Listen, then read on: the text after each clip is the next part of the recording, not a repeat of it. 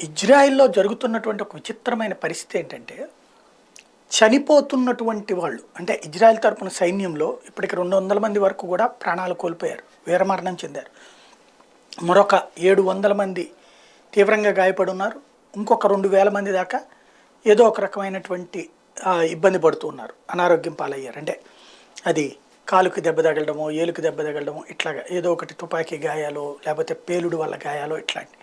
దగ్గరగా 3000 మంది అనుకుందాం. ఇందులో ఓ స్పెషల్ ఏంటంటే 20, 22 సంవత్సరాల మధ్యలో ఉన్నటువంటి వాళ్ళే 70% మంది.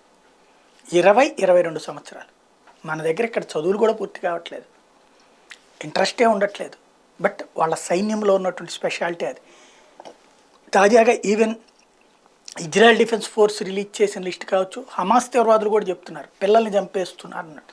వీళ్ళ దగ్గర బలిసినటువంటి దున్నపోతులు ఉన్నాయి హమాస్ వైపు. అటు పక్కన యువ రక్తం ఉంది.